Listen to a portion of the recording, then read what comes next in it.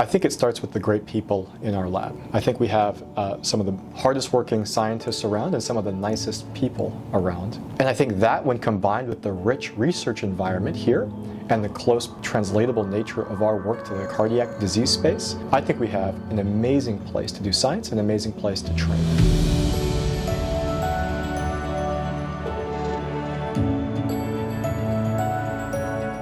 So our lab is a fairly unique one. The goal of our lab is to identify kids and young adults who are at risk of sudden cardiac arrest, and then to develop new therapeutic strategies to treat their underlying heart conditions. And what this basically means is we're a genomics lab that looks for genomic predictors of cardiac risk in mainly two forms: cardiomyopathies and channelopathies, which are heart muscle or arrhythmia syndromes. And then we try to understand those disease processes so that we can develop new strategies, whether they're precision therapies or gene therapies, to cure those diseases. I joined the Landstrom Lab mainly because as soon as I saw induced pluripotent stem cells that were differentiated into cardiomyocytes that were beating, I was extremely intrigued and I had to know more.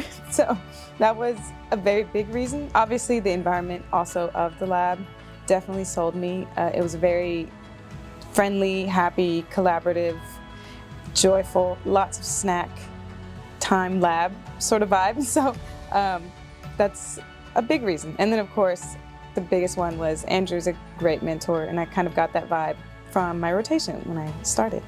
I'm working on a self-fractionation using my HeLa cells with the overexpressed constructs with TAX1BP3, and basically looking at if TRPV4 is expressed at the membrane more so or less in the presence of TAX.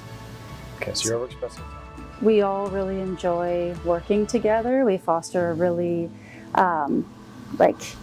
happy and exciting environment, and that kind of translates into the work that we do. I think this research is important because there are a lot of children and babies that are born with these heart defects, and so anything that we can do to contribute to caring for these children and alleviating any of these diseases is really impactful.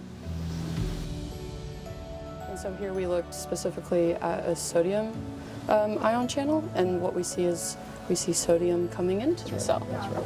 Yeah. So this downward deflection here, peak sodium current? Yep. Yeah. I think it's super important, especially thinking about how what we do here every day translates to the clinical space. And so I remember one of the first things that Dr. Landstrom said to me was that if we ever needed inspiration for the work we're doing every day, to come see him in clinic, because everything we're doing here is directly in helping people and their families find targeted therapies for them. I joined the lab back in my undergraduate studies because I grew up with an arrhythmia, and so I looked into different labs at my undergraduate institution. Dr. Landstrom, of course, is a leader in arrhythmia research, and so I decided to send an email and join.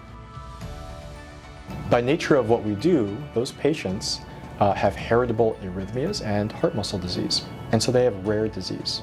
They have rare disease that can be life-threatening. For example, the first symptom that a child might be sick with one of these diseases can be a sudden death event. But in this rare disease space, clinical practice has more questions than it has answers. So I think one of the unique things about our research program is the ability to actually start to answer those questions. And because all the questions that we ask are based in the clinical mysteries around our families, whatever we discover in the lab has direct translatability to them.